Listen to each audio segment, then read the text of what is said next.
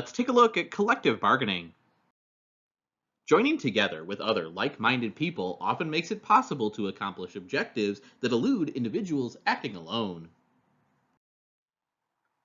The institution of collective bargaining recognizes the value of employees banding together to deal with their employers and the fact that the desires of employees and employers sometimes clash.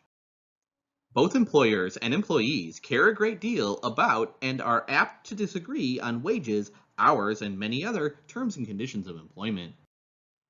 Collective bargaining provides employees with representation, greater power in dealing with their employers, and a means for resolving issues in ways that meet the requirements of both parties. Labor unions play a critical role in collective bargaining by representing employees in their dealings with employers. Employees have the opportunity to choose, by majority rule, whether they want to have union representation. Unions negotiate with employers to obtain labor agreements, contracts specifying the wages, and many other terms and conditions of employment for the employees that they represent. Then, unions have an ongoing role in representing employees, including filing grievances when disputes arise about whether employees' contractual rights have been violated. There is much to recommend about collective bargaining. Providing employees with a means of influencing important workplace issues that directly affect their well being is entirely consistent with our democratic values.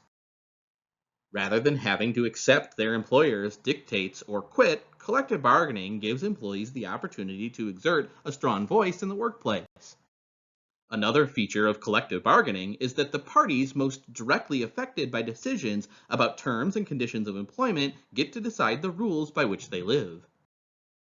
As a consequence, the rules contained in labor agreements can be responsive to the particular needs of individual industries, firms, or workplaces as opposed to government mandated one size fits all standards.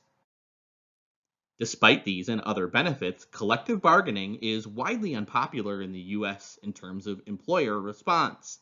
Certainly, employer views vary considering collective bargaining, but the typical response is hostility.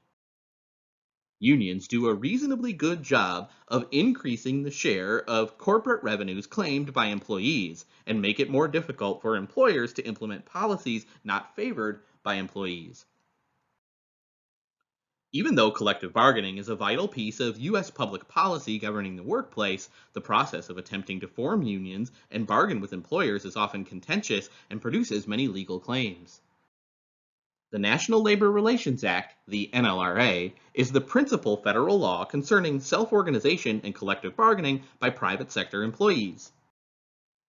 The National Labor Relations Board, known as the NLRB, is the agency that administers the NLRA, including holding elections to determine whether employees desire union representation and determining if unfair labor practices have been committed.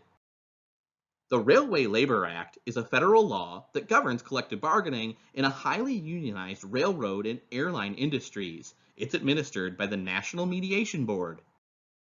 State laws or executive orders provide collective bargaining by state and local government employees in more than 40 states. Collective bargaining by federal employees is governed by the Civil Service Reform Act and overseen by the Federal Labor Relations Authority. The details of these labor laws vary, but they all help assess employee desire for union representation and protect their rights to engage in collective bargaining.